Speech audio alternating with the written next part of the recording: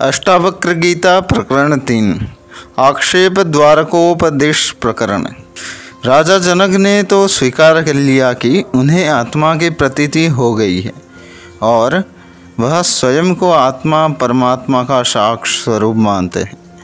अब उनके चित्त में किसी प्रकार संदेह, सम्मोहन और आसक्ति नहीं थी, किंतु अष्टावक्र मुनि कैसे सहज विश्वास कर लें राजा जनक की इस स्वीकारोक्ति पर। शिष्य की परीक्षा लेना परमावश्यक था, अतः वह राजा जनक से पूछते हैं। श्लोक 1। अविनाशी नमात्मानम् एकं विज्ञाय तत्त्वतः तवात्मज्ञस्य धीरस्य कथम अर्थार्जने रतिः। महर्षि अष्टावक्र जनक जी से पूछते हैं, अविनाशी आत्मा एक है, इस तत्व से विज्ञ होकर भी तुझ जैसे आत्मज्ञानी और धीर को धनार्जन की रुचि क्यों है। श्लोक 2। आत्मा ज्ञानादहो प्रीतिः विषय भ्रम गोचरे सुक्तेरज्ञानतो लोभो यथा रजत विभ्रमे।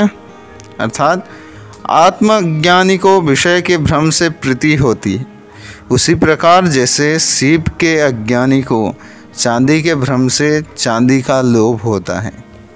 श्लोक 3। विश्वं स्फुरति यत्रेदं तरंगा इव सागरे सोहम अस्मीति विज्ञाय किम दीन इव धावसी। अर्थात जिस प्रकार सागर से तरंगे स्फुरित होती हैं, उसी प्रकार आत्मा से विश्व। तब तुम स्वयं को मैं हूँ मानकर दीन की भांति क्यों दौड़ भाग करते हो। श्लोक 4। श्रुत्वापि शुद्ध चैतन्यम आत्मानमति सुंदरम उपस्थेत्यंत संसक्तो मालिन्यम अधिगच्छति। अर्थात शुद्ध चैतन्य और अति सुंदर आत्मा के बारे में सुनकर भी जो आसपास के विषयों में संलिप्त रहता है, वह मलिनता को प्राप्त होता है। श्लोक 5। सर्वभूतेषु चात्मानं सर्वभूतानि चात्मनि मुनिर्जानत आश्चर्य ममत्वम् अनुवर्तते। अर्थात आत्मा में सर्वभूतों के होने का और सर्वभूतों में आत्मा के होने का ज्ञान होते हुए भी मुनि ममता करता है। यह कितने आश्चर्य का विषय है। ऋषि अष्टावक्र जनक जी से बोलते हैं, राजन, स्वयं का दृष्टा होना मुनि तक के लिए संभव नहीं, तो तुझे इतनी शीघ्र आत्मबोध किससे हो सकता है। श्लोक 6। अस्थितः परमाद्वैतं मोक्षार्थेऽपि व्यवस्थितः आश्चर्य कामवशगो विकलः केलि शिक्षया। अर्थात आश्चर्य की बात है कि परम अद्वैत में स्थित तथा मोक्ष के लिए आतुर हुए भी मानव काम के वश में सदैव केली क्रीड़ा से विकल रहता है। श्लोक 7। उद्भुतं ज्ञान दुर्मित्रम् अवधार्याति दुर्बलः आश्चर्यं काममाकांक्षेत कालम अंतमनुश्रितः। अर्थात उद्भूत या संचित ज्ञान का शत्रु काम है, किंतु आश्चर्य है कि अति दुर्बल व अंतकाल के निकट पहुँचा मानव भी इसकी आकांक्षा करता है। श्लोक 8। इहामुत्र विरक्तस्य नित्यानित्य विवेकिनः आश्चर्य मोक्ष कामस्य मोक्षादेव विभीषिका। अर्थात आश्चर्य है यह लोक और परलोक के भोग से विरक्त, नित्य अनित्य का विवेक करने वाला और मोक्ष का इच्छुक मानव मोक्ष से ही भयभीत होता है। श्लोक 9। धीरस्तु भोज्यमानोऽपि पीड्यमानोऽपि सर्वदा आत्मानं केवलं पश्यत न तुष्यति न कुप्यति। अर्थात धीर व ज्ञानी मानव भोगते व पीड़ित होते हुए भी सर्वदा केवल एक आत्मा को देखता है और न हर्षित होता है न कुपित। श्लोक 10।